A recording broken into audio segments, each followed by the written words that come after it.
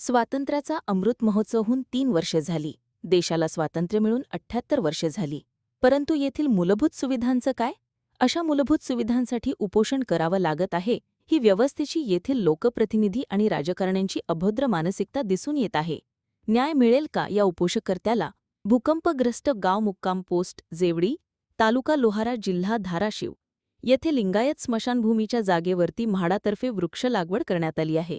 जेव्हा की या जागेवरती गावच्या पुनर्वसनानंतर लिंगायत समाजातील मृत लोकांना पुरण्यात म्हणजेच दफन करण्यात आले आहे. ते 2000 पासून आपल्या ताब्यामध्ये जी 5 एकरची जमीन आहे तोच ताबा आमचा ठेवावा एवढंच म्हणणं आहे. आणि जी म्हाड्याला देण्याचा त्यांचा आग्रह आहे, त्या झाडांच्या बद्दलचा जो आग्रह आहे तो सर्व काही अतिक्रमणित केलेला आहे.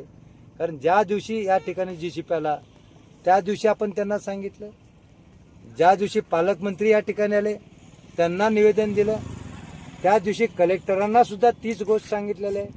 परंतु हा हेकेखोरपणा आहे, त्यांचा मीपणा आहे आणि तो मीपणा मोडीस काढण्यासाठीचा हा आग्रह आहे. आणि 5 एकरचं जोपर्यंत सर्टिफिकेट आपल्याला मिळणार नाही तोपर्यंत आपण इथून उठणार नाही. केले गेलेल्या अतिक्रमण विरोधात श्री श्यामसुंदर उर्फ राजू तोरकडे हे दिनांक 1 ऑगस्टपासून अतिक्रमण हटवण्यासाठी आमरण उपोषणास बसले आहेत. पण याची दखल प्रशासन घेत नाहीये.